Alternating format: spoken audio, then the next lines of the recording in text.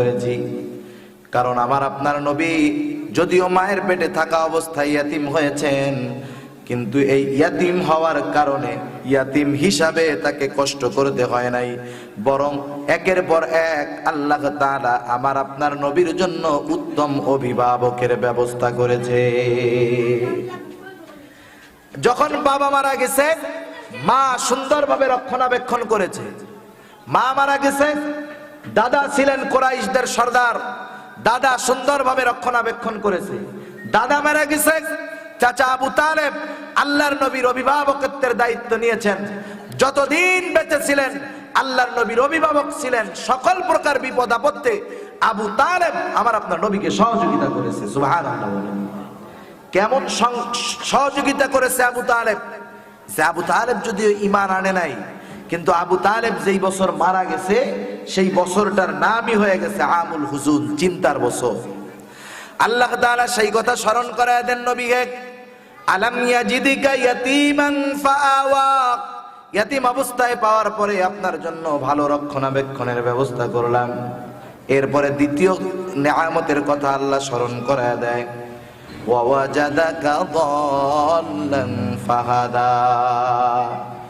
আপনি যদিও চরিত্রের দিক দিয়ে সর্বশীর্ষে ছিলেন, কিন্তু শরীয়তের কোনো জ্ঞান আপনার মধ্যে ছিল না।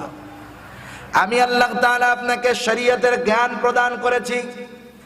এরপরে আল্লাহ তাআলা বলেন, ওয়া ওয়াজাদাকা আইলান ফাআগনা। আপনি ছিলেন অভাবী, আমি আল্লাহ আপনাকে ধনী বানায় দিয়েছি। এটা তো অনেক আগেই আল্লাহ তাআলা করেছেন। যখন খাদিজাতুল কুবরার সাথে আমার আপনার নবীর বিবাহ হলো, খাদিজা যখন রাসূলুল্লাহ সাল্লাল্লাহু আলাইহি ওয়াসাল্লামের চরিত্রের ব্যাপারে মুগ্ধ হয়ে বিবাহের প্রস্তাব দিলেন খাদিজা নিজের তরফ থেকে। একটা বিষয় এখানে বলার দরকার, আমাদের দেশের নাস্তিকেরা এই কথা বলে থাকে যে মুসলমানদের নবী মুহাম্মদ সাল্লাল্লাহু আলাইহি ওয়াসাল্লাম সম্পদের লোভে তার চাইতে 15 বছরের বড় একজন বৃদ্ধা মেয়েকে বিবাহ করেছে। এটা চূড়ান্ত মানের একটা অপবাদ আমার আপনার নবীর শানে।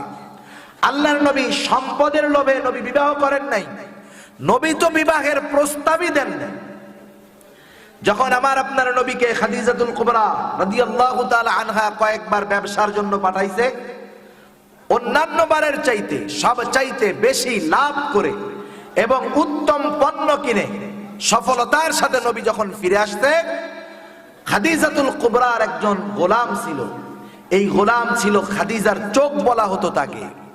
সেই গোলাম আয়েশা যখন আল্লাহর নবীর কথাগুলা বলছে যে কত